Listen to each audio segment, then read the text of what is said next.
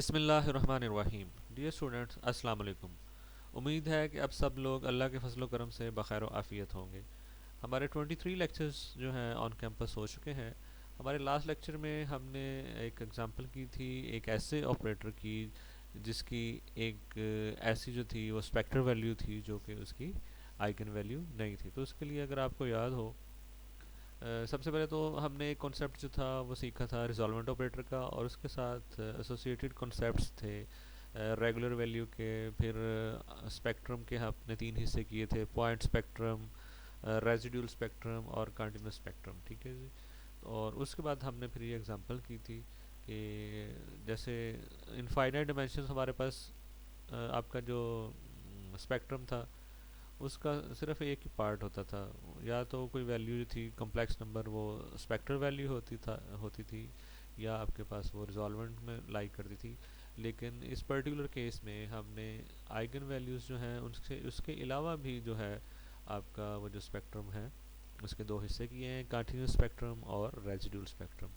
तो एक हमने एग्जांपल पढ़ी थी कि एक ऐसी स्पेक्ट्रल वैल्यू जो कि आइगन वैल्यू नहीं है। ये लास्ट हमने किया था। तो आज उससे नेक्स्ट इंशाल्लाह हम चीज़ें जो है उनको सीखते हैं। आइए बिस्मिल्लाह करते हैं। ठीक है, तो आपके पास वो एग्जांपल थी जो हमने लास्ट लेक्चर में की थी: an operator with a spectral value which is not an eigen value. उसके लिए आपको याद होगा हमने राइट शिफ्ट ऑपरेटर जो था वो लिया था। ठीक है, उसने शुरू में ज़ीरो लगाया और हर एक को पोजीशन एक स्टेप राइट पे ले गया था। ठीक है, और ये सारी चीज़ें हमने की थी और हमने देखा था इसमें प्रॉब्लम ये आई थी कि इसका रिजॉल्वेंट ऑपरेटर जो है वो एग्जिस्ट भी करता था, बाउंडेड भी था, लेकिन इसकी डोमेन जो थी वो डेंस नहीं थी। तो इस तरह से ज़ीरो जो था वो इसकी आइगन वैल्यू नहीं बना। आइगन वैल्यू उस वक्त होता है जब आपका उसके अगेंस्ट जो है वो रिजॉल्वेंट ऑपरेटर जो है टी लेम्डा का इन्वर्स जो है वो एग्जिस्ट करता ही ना हो, लेकिन इसका इन्वर्स एग्जिस्ट करता था। इस वजह से उसका आइगन वैल्यू बनने का चांस जो था वो ख़त्म हो गया था। और उसके बाद फिर हमने देखा बाउंडेड भी हो गया, और फिर फाइनली जो है वो उसकी डोमेन जो थी वो डेंस ना हो सकी, जिस वजह से एक स्पेक्ट्रल वैल्यू बन गई जो कि आइगन वैल्यू नहीं थी। अच्छा जी, उसके बाद नेक्स्ट हमारे पास जो है एक लेमा है 7.2.3 कि let X be a complex Banach space, और टी जो है, ठीक है, इसमें कॉम्प्लेक्स भी है और बनार्क स्पेस भी है।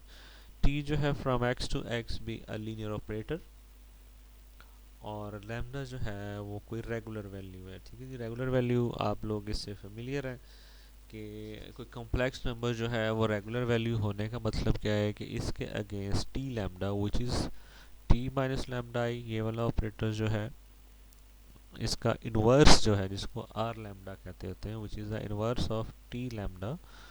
तो आर लैम्डा जो है वो एग्जिस्ट करता है, आर लैम्डा बाउंडेड है, और इसकी डोमेन जो है वो डेंस है एक्स के अंदर। ठीक है जी। तो लैम्डा इस तरह की वैल्यू है। ठीक है, lambda is a regular value. ठीक है, रो ऑफ टी। ठीक है।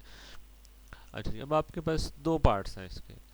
फर्स्ट पार्ट में अज्यूम करें कि टी इज़ क्लोज्ड, और बी पार्ट में अज्यूम करें कि टी इज़ बाउंडेड। ठीक है, चाहे पार्ट ए हो चाहे पार्ट बी हो।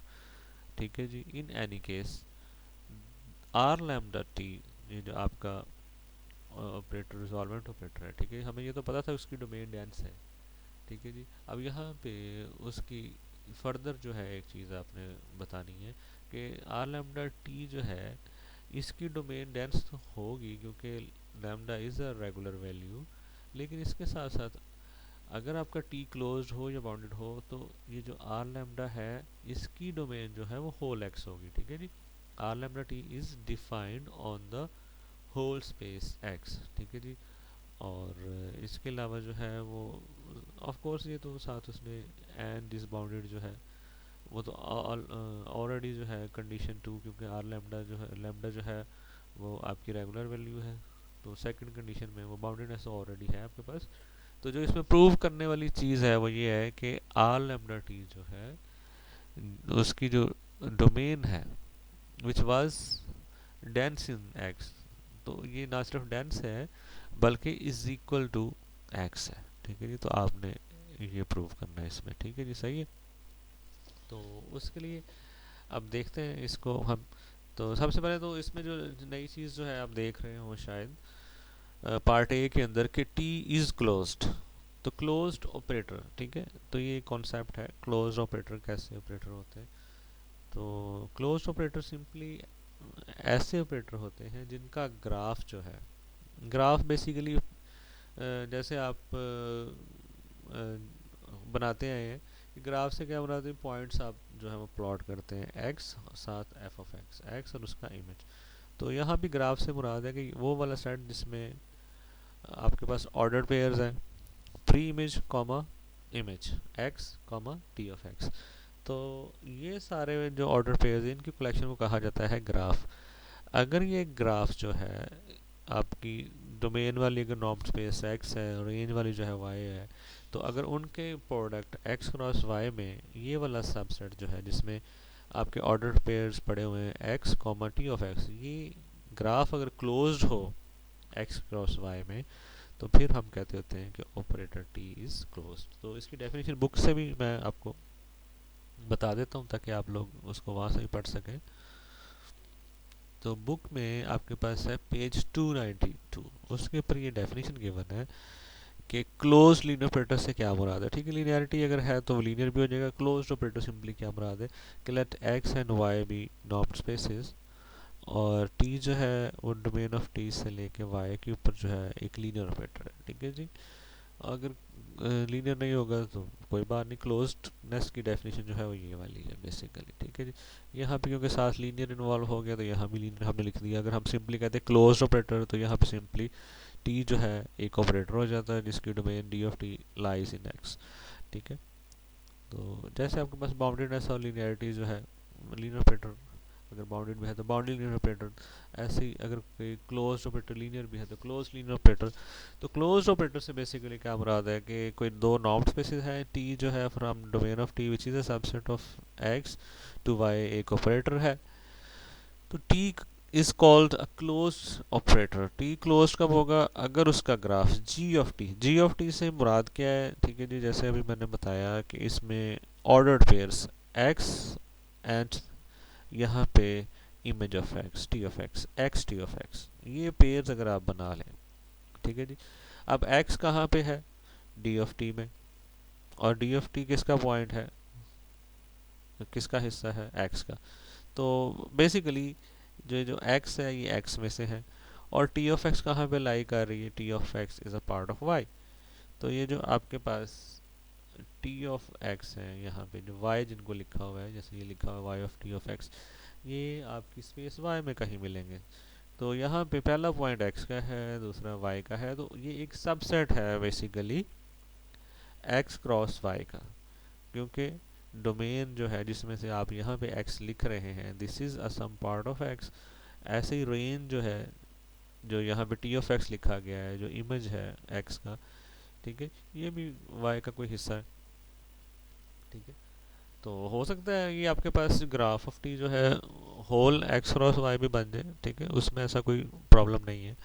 तो as a part of set X cross Y, अगर ये उसका क्लोज्ड सबसेट है इफ जी ऑफ टी, जो कि ये वाला सेट लिखा हुआ है, ठीक है, ऑर्डर पेयर्स हैं, पहले एक्स साथ उसका टी ऑफ एक्स इमेज, अगर ये as a set as a subset X cross Y के अंदर क्लोज्ड है, ठीक है जी, तो फिर हम कहेंगे कि आपका ऑपरेटर जो है टी जो है वो क्लोज्ड है। ठीक है जी, तो ये डेफिनेशन है क्लोज लीनियर ऑपरेटर की।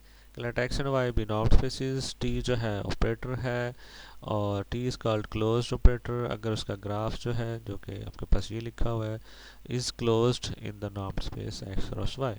ठीक है जी, अच्छा जी, अब एक्स क्रॉस वाई जो है उसके अंदर जो उसने एडिशन जो है वो कंपोनेंट वाइज जो है वो डाली हुई है कि एक्स क्रॉस वाई की नॉर्म स्पेस बनाती है। ठीक है, नॉर्म स्पेस बनाने के लिए सबसे पहले वेक्टर स्पेस होना ज़रूरी है।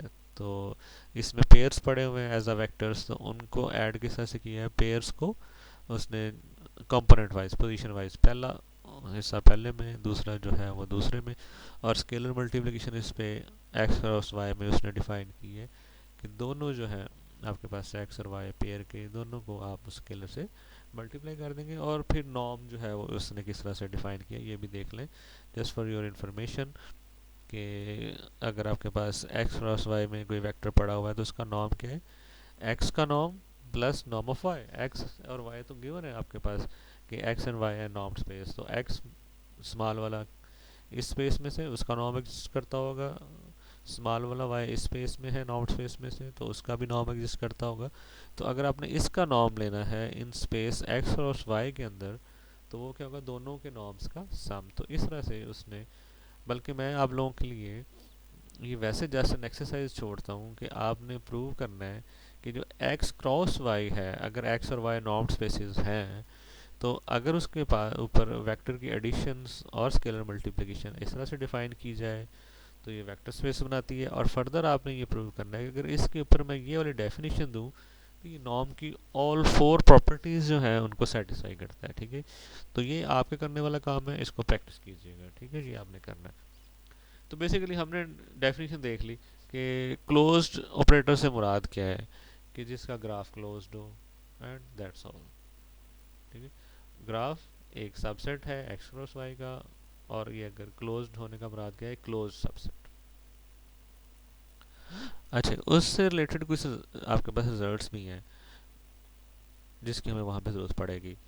Let x and y be Banach spaces and t from domain of t to y a closed linear operator where d of t is a part of norm space x if d of t is closed in x। ठीक है जी, अगर d of t is closed in x होगी तो operator जो है t is bounded। ठीक है जी, तो सिर्फ डोमेन अगर आपके पास जो है कोई क्लोज लिनियर ऑपरेटर जो है उसकी डोमेन जो है वो क्लोज्ड हो जाए तो ऑपरेटर जो है वो बाउंडेड होगा। ठीक है जी, और इसके अलावा इसकी तो शायद हमें ज़रूरत ना पड़े। हाँ, ये आपके पास एक यूज़फुल रिजल्ट है, हमें वहाँ पे इसकी ज़रूरत पड़ सकती है। T from D of T to Y be linear operator, D of T जो है वो किसी नॉर्म्ड स्पेस एक्स का पार्ट है, देन टी इज़ क्लोज। ठीक है, ये हमारे पास वहाँ पे रिजल्ट हमने यूज़ करना है कि क्लोजनेस से हमें मिलेगा क्या, अगर किसी ऑपरेटर को क्लोज ले लिया जाए तो बेसिकली हमारे पास सूरत हाल क्या बनती, T is closed if and only if it has the following property, if x n converges to x। ठीक है जी, अगर t क्लोज्ड है तो ये प्रॉपर्टी होगी कि x n converges to x जो कि डोमेन में से एक सीक्वेंस ली है, और t x n जो है किसी y को कन्वर्ज कर रहा है, तो then x will belong to domain of t and t of x will be equal to y। ठीक है जी, सही है। तो ये आपके पास रिजल्ट वहाँ पे हम यूज़ करेंगे। बस जी, मेरे ख्याल में यही हमारा रिजल्ट है, वो हमें यहाँ पे काम आएगा। ठीक है जी। अच्छा जी, इसके अलावा भी देख लेते हैं कोई ऐसा रिजल्ट जो हमें वहाँ पे यूज़ हो सके।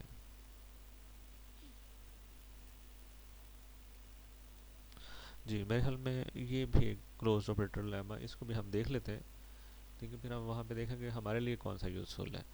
Let t from domain of t to y be a bounded linear operator with domain d of t which is a part of a normed space x, x and y are normed spaces.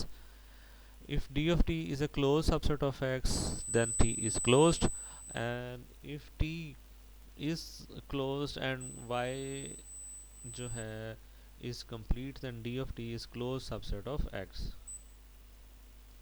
ठीक है, इसको हम देखते हैं।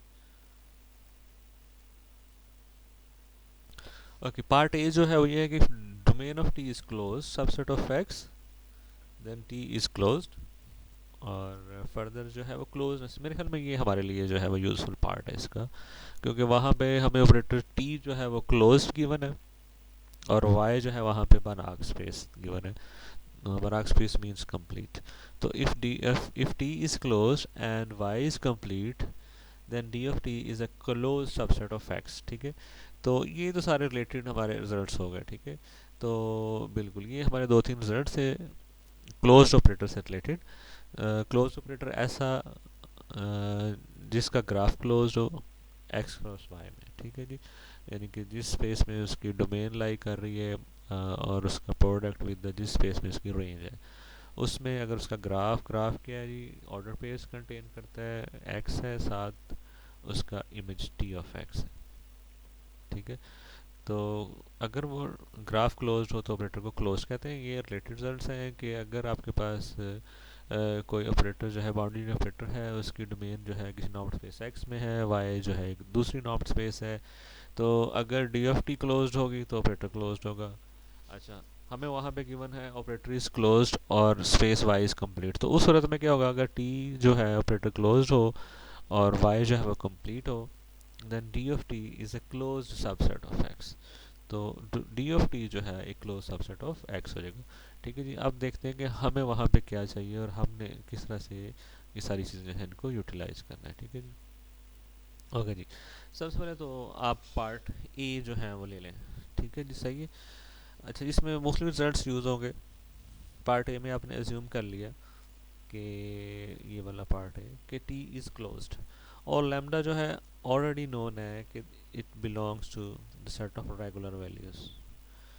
तो अगर आपके पास T closed होगा तो टी लैम्डा भी क्लोज्ड होगा। ठीक है जी, ये अब आपने क्लोजनेस वाला जो रिजल्ट है, ठीक है, मैं आपको गाइड कर देता हूँ, उससे आपने इसको खुद से इस चीज़ को लिख के प्रूव करना है कि अगर आपका ऑपरेटर टी क्लोज है, लैम्डा जो है इज़ अ रेगुलर वैल्यू, तो टी लैम्डा जो है वो भी क्लोज्ड होगा। और रिजल्ट कौन सा है, रिजल्ट मैं आपको दिखा देता हूँ।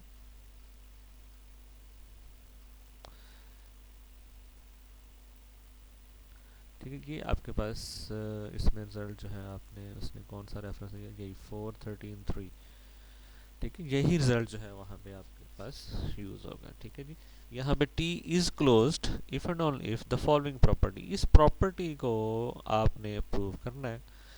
ठीक है, टी लैम्डा के लिए, टी लैम्डा के लिए जब आप ये प्रॉपर्टी प्रूव कर देंगे तो टी लैम्डा जो है इट विल बी क्लोज्ड। ठीक है, तो ये आप लोगों ने करके शेयर करना है कि टी लैम्डा इज़ क्लोज्ड, ये आपके करने वाला काम है। ठीक है जी, तो ये आप मुझे शेयर करेंगे करके कि आपका ऑपरेटर जो है यहाँ पे टी लैम्डा वो क्लोज्ड है। ठीक है, गिवन है T closed, lambda regular value, तो आपने प्रूव करना है कि टी लैम्डा इज क्लोज्ड। वो किस तरह से प्रूव करना है, वो आपको रिजल्ट जो है मैंने बता दिया है कि T lambda will be closed if and only if this property is satisfied by T lambda. T lambda अगर ये प्रॉपर्टी सेटिस्फाई कर देगा तो आपने प्रूव करना है कि टी लैम्डा के अंदर ये प्रॉपर्टी है जो इफ से शुरू हो रही है।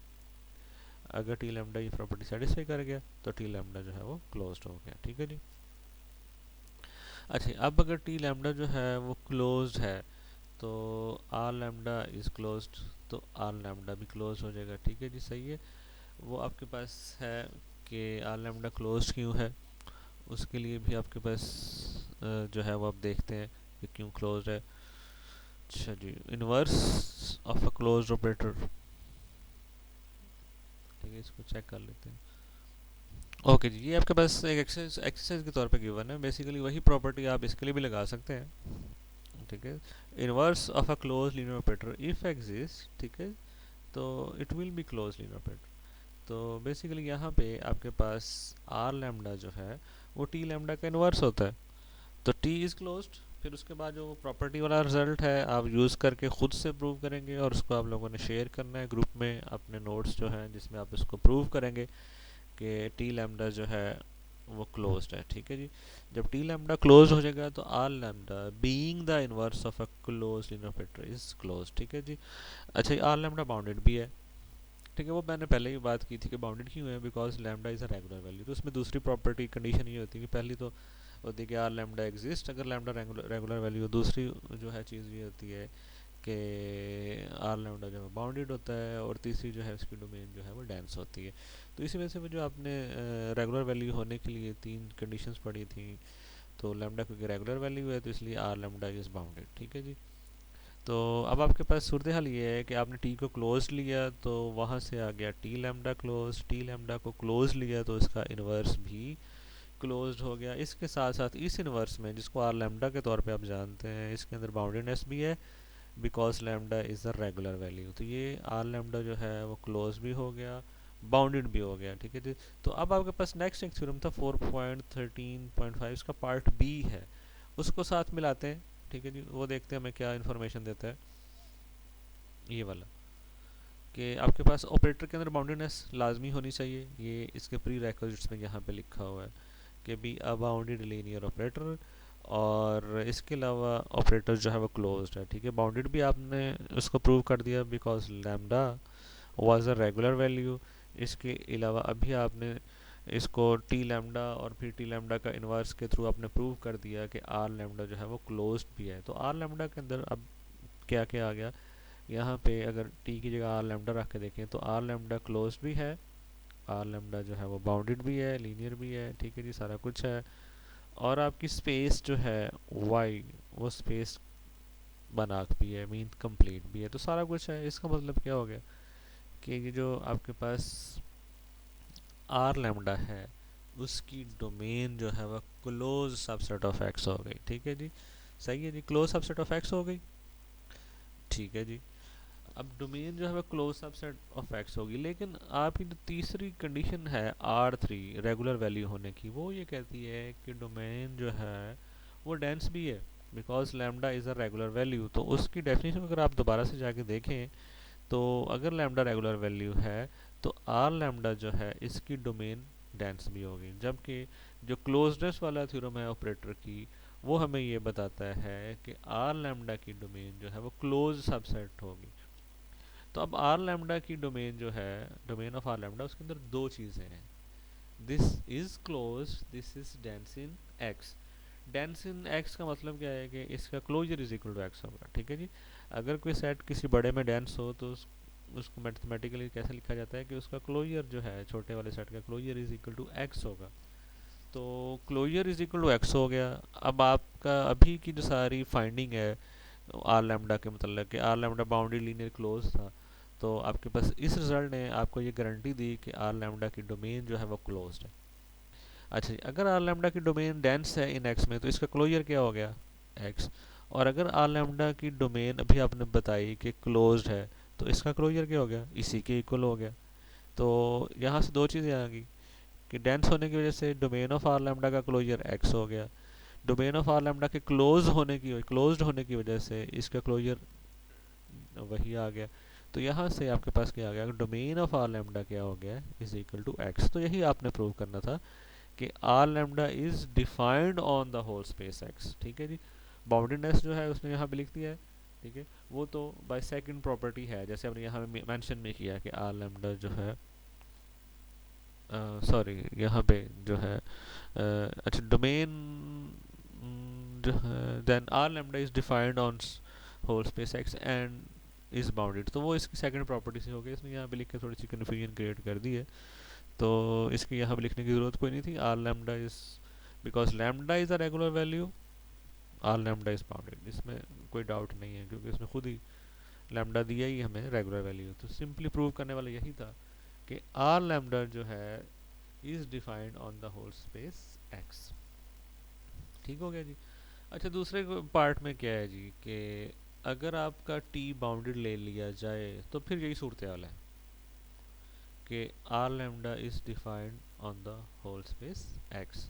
इन एनी केस जो हमारा इन दोनों पार्ट्स में पार्ट ए और पार्ट बी में आप प्रूव कर रहे हैं वो ये प्रूव कर रहे हैं कि बेसिकली लैम्डा तो है रेगुलर वैल्यू, इसलिए आर लैम्डा की एग्जिस्टेंस में कोई प्रॉब्लम नहीं है, आर लैम्डा की बाउंडेडनेस में कोई प्रॉब्लम नहीं है, आर लैम्डा की डोमेन डेंस होने में कोई डाउट नहीं है because lambda is a regular value. तो इसलिए ये दो चीज़ें तीन चीज़ें जो हैं ये तो आपको अवेलेबल है कि R lambda exist, R lambda is bounded, domain of R lambda is dense in x.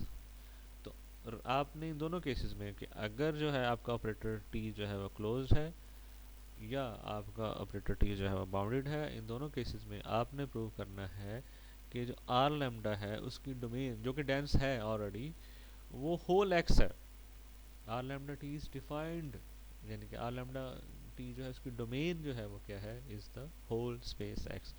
Part A जो था इसमें आपने ऑपरेटर टी को क्लोज लिया, उसके लिए हमने उसको प्रूव कर दिया। मैं इसको दोबारा समराइज कर देता हूँ। टी क्लोज लिया, ठीक है जी। वो जो प्रॉपर्टी वाला थ्योरम था उससे आप प्रूव करेंगे खुद से और मुझे भी शेयर करेंगे कि टी लैम्डा जो है वो क्लोज्ड होगा। क्लोज्ड लीनियर ऑपरेटर जो है उसका इनवर्स जो है वो भी क्लोज्ड होता है, तो आर लैम्डा जो है वो क्लोज्ड हो गया, ठीक है जी। आर लैम्डा बाउंडेड क्यों है, क्योंकि लैम्डा जो है वो रेगुलर वैल्यू है, ठीक है जी। अच्छा जी, अगर आपके पास ये सारी सूरत हाल है कि आपका आर लैम्डा बाउंडेड क्लोज्ड है, लीनियर है और स्पेस आपकी कंप्लीट है, तो इसकी डोमेन जो है वो क्लोज्ड होगी। ठीक है, ये रिजल्ट हमारे सारे यहाँ पे उसने रेफरेंस में दिए हुए हैं और ये हमने पीछे देख लिए हुए हैं। अच्छा जी, अगर इसकी डोमेन क्लोज्ड है और लैम्डा रेगुलर वैल्यू है, तो एक तो होगी डेंस होने की कंडीशन कि इस डोमेन का क्लोजर एक्स हो गया और क्लोज होने की वजह से क्लोजर वाई हो गया, तो डोमेन ऑफ आर लैम्डा क्या हो गया जी, इज इक्वल टू एक्स। अच्छा जी, अब दूसरे में हमारे पास दोबारा से जो पार्ट ए है इसी 4.13.5 का वही यूज़ होगा और हमारा मसला फिर से हल हो जाएगा। ठीक है जी। अच्छा जी, अब आपने क्या लिया जी, टी इज़ बाउंडेड। अच्छा जी, टी जो है वो बाउंडेड हो गया और आपकी डोमेन क्या है, होल एक्स, और एक्स क्या है, बनाक है। बनाक का मतलब क्या है, ये कंप्लीट है। कंप्लीट का मतलब क्या है, ये क्लोज्ड है। तो मसला ख़त्म हो गया, बात ही ख़त्म हो गई। अब आपके पास एक्स गिवन है, कॉम्प्लेक्स बनाक स्पेस है और टी फ्रॉम एक्स टू, अब ये नहीं लिखा हुआ है यहाँ पे कि T from D of T contained in x to x, यहाँ पे लिखा हुआ है T from whole x to x. ठीक है, इधर इसका पार्ट हो सकता है लेकिन यहाँ पे डोमेन की जगह होल एक्स है। ठीक है जी, तो होल एक्स लिखा हुआ है और वो क्या है, बनाक। बनाक का मतलब हो गया कंप्लीट, कंप्लीट का मतलब हो गया क्लोज्ड।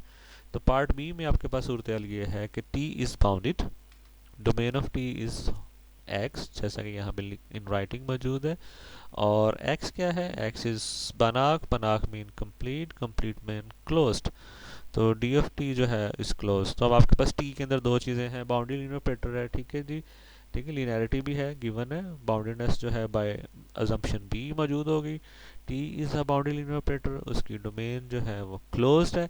तो अब आपका पार्ट ए जो है इसी थ्योरम का वो ये कहता है कि अगर ये वाली सूरत हाल है आपके पास, ठीक है जी, तो टी विल बी क्लोज्ड। ठीक है, if D of T is close subset of x then T is close. तो ये सूरत हाल। अब आपका ऑपरेटर टी जो था वो क्या था, बाउंडेड था। ठीक है जी, और उसकी डोमेन जो थी वो क्या थी, बनाक, बनाक से कंप्लीट, कंप्लीट से क्लोज्ड। ठीक है, उसकी डोमेन एक्स थी ना, तो इस वजह से क्लोज्ड होगी। तो अब आपके पास क्या सूरत हाल बनेगी कि डोमेन ऑफ टी क्लोज्ड होगी, टी ऑपरेटर जो था वो बाउंडेड था। तो यहाँ से आपके पास टी इज़ क्लोज्ड। और क्लोज ऑपरेटर के लिए आप ऑलरेडी प्रूव कर चुके हैं कि अगर ये टी दोबारा से क्लोज बन गया, और क्लोज ऑपरेटर के लिए आपने पहले से ही प्रूव कर दिया, री राइट करना शुरू कर दिया यहाँ से दोबारा से, तो आपके पास दोबारा से यही चीज़ आ जाएगी कि आपके पास जो आर लैम्डा टी है it is defined on the whole x. ठीक है, तो इस थ्योरम को आपने पढ़ना है। जो चीज़ें आपके प्रूव करने वाली हैं, एक तो वो जो डेफिनेशन थी क्लोज्ड ऑपरेटर की, उसमें हमने देखा था कि एक्स क्रॉस वाई जो है, अगर दो नॉर्म स्पेसेस हैं एक्स और वाई, तो उनका जो प्रोडक्ट है उसको आप नॉर्म स्पेस बना सकते हैं। ठीक है जी, उसको आपने प्रूव करना है, ये वाला। ठीक है, उसके ऊपर आपने, नहीं सॉरी ये नहीं था,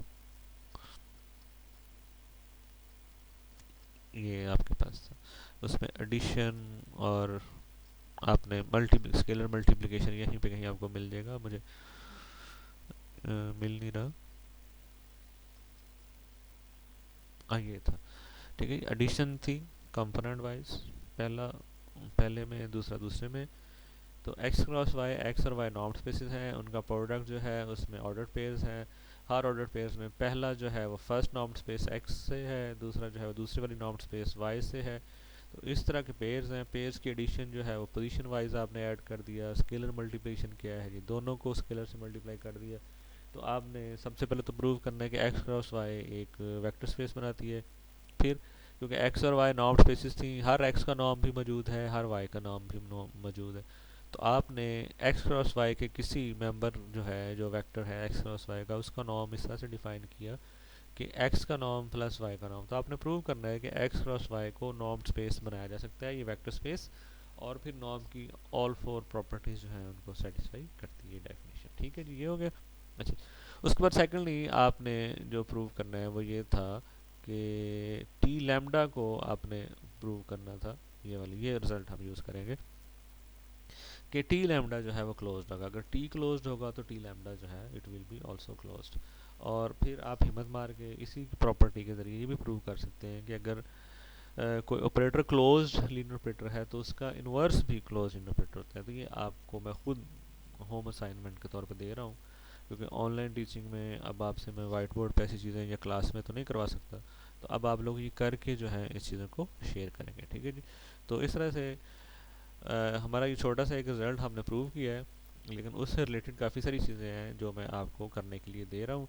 तो हमारा रिज़ल्ट वो ये था कि अगर आपके पास कोई कॉम्प्लेक्स बना स्पेस एक्स है और एक लीनियर ऑपरेटर टी डिफाइंड है और लैम्डा कोई रेगुलर वैल्यू है, तो अगर दोनों में से कोई भी सूरत हो कि टी आपका ऑपरेटर बाउंडेड हो जाए या क्लोज्ड हो जाए, तो आपके पास जो आर लैम्डा है उसकी डोमेन, जो कि अगर लैम्डा रेगुलर वैल्यू हो तो डेंस होती है, वो ना सिर्फ डेंस होगी बल्कि होल एक्स होगी, ठीक है। तो आपने इसको प्रूव कर दिया, आपने बेसिकली क्लोज्ड ऑपरेटर के लिए प्रूव किया। फिर टी की बाउंडेडनेस जो थी वो इस तरह की सूरत हाल बनी क्योंकि एक्स कॉम्प्लेक्स थी, सॉरी एक्स जो थी वो बनाग थी, बनाग से कंप्लीट होगी, कंप्लीट से क्लोज्ड होगी। तो इस वजह से जो बाउंड्रीनेस वाला केस था पार्ट टू जो था लेमा का, वो भी क्लोजनेस की तरफ चला जाता है कि आपका यहाँ से टी जो है वो क्लोज्ड आ जाता है, और दोबारा से वही चीज़ जो पहले आप प्रूव कर चुके हैं, ठीक है जी। थैंक यू जी, इतना ही रखिएगा, इसको समझिएगा, और जो चीज़ें मैंने आप लोगों के लिए छोड़ी हैं प्रूव करने की उनको ज़रूर कीजिएगा। ओके जी, अल्लाह हाफिज़।